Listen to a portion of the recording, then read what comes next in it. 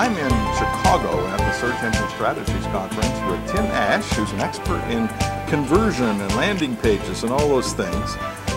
Tim, what I'd like to talk to you about today are the 4 pillars of building trust online. Sure. And I think this is particularly important for small to medium businesses that people may not know their brands. Absolutely. So what are those pillars? Well, I just want to kind of frame where this fits into the bigger picture. I mean, most of us are focusing on technology right now, and what are the latest tools that are available and so on. And really, the focus should be, in my mind, on how to persuade people. And those principles really haven't changed. So there have been studies, well, actually work over the last 2,000 years on how to persuade people. It goes back a ways. So I want to focus on those 4 fundamentals that you can use to establish trust. The first is an appeal to authority. We respect authorities, and if we're familiar with them, we give them a lot of weight. Okay. Another one is your appearance. It seems kind of obvious on the web, but you should walk the walk and look the part, as it were. Let's authorities. So what are some authorities that people might respect online that you could appeal to? Well, it depends, of course, on your business, but if you're a consumer brand, you might want to have, for example, media reviews of your work, or testimonials, or rather, not testimonials, but testimonials from, CNET or some other kind of, putting those badges on the page is very important. Okay. And for business to business, it would be things like your client list, putting logos of your marquee clients. And maybe Better Business Bureau online, or... Well, that falls actually into another trust category. That's another pillar of trust. What's that category? Well, that would be transactional assurances. So you've actually convinced somebody to move forward, but now at the point of transaction, they have all of these anxieties like, are you going to spam me? Are you going to deliver what you say? Will I have a recourse if I don't like it? I want to return it. So all of those kind of transactional mechanics are important, and so to assure people about your payment methods, about the fact that the checkout is secure, that you have a 100% guaranteed return policy, that's where those transactional trust marks are really important. What kind of trust marks are common here in the U.S.? Well, I'd say McAfee Secure is probably the leading one for secure shopping.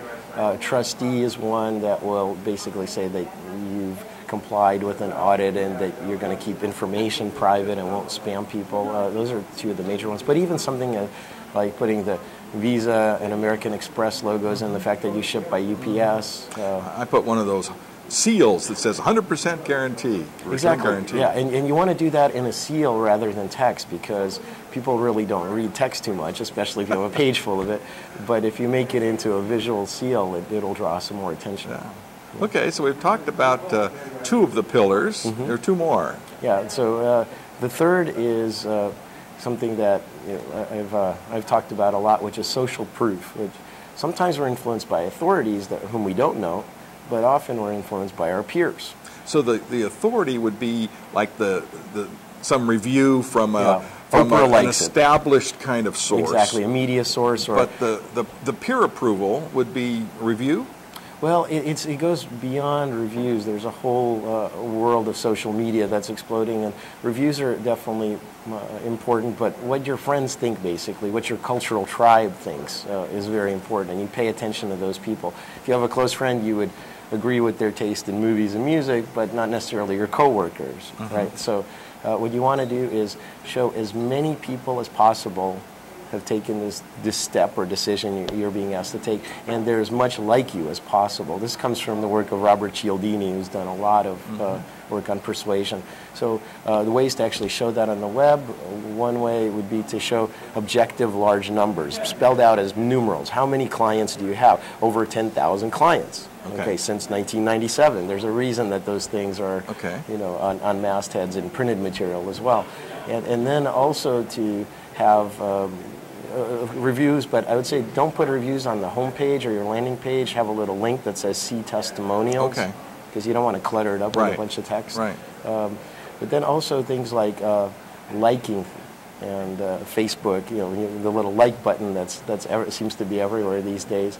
It makes, if you see that your friend likes something, it just makes you feel better in whatever context you're in. And one of the things Facebook is doing is expanding that to other websites. So you can show up on my site now, and and see that there are 3,000 Facebook fans, and they see their little pictures on there, and so that makes you feel better when you get there. Okay, something new. Yeah. And the fourth pillar? Well, let me see. We covered authority. We covered, well, appearance is actually the first. Yeah. You mentioned that, but we didn't go into it. We didn't go into it, yeah. So appearance is very important. There's a bar that's being raised and a higher and higher standard for. It used to be that you could have a tacky old website, and people made great successes out of it, but I think those days are past. It's not 1995 anymore. That's right. That's right, yeah. So the bar is being raised, and so really you need a high level of polish and professionalism to your site. I think we don't look at that critically enough, but we will form a first impression of a website in 1/20th of a second. We know what a cheesy website is, and we know what a professional one is. And it's been shown that that actually correlates with the likelihood of influencing somebody to convert or to take action. So if you have a cheesy site, you really should get it redone, basically. And there are a lot of inexpensive crowdsourced marketplaces like Elance or 99 Designs where you can get a professional design done. But maybe a caveat that who redesigns your site may not understand persuasion factors. That's right. So you need to have that carefully done with oversight by someone that really understands those things. Yeah, we see that all the time. We do what we call an express reviews via online meeting, and often our clients said, well, you've told me what's wrong, but if I tell my designer how to fix it, they're still going to go off the reservation. So we've resorted to doing express fixes, which are a Photoshop mock-up of what the page should look like. Then you hand it to the designer, and then they make a web page out of it. So if your designer gets a little ticked off, tough. Yeah, they're there to make money for your company, not the other way around.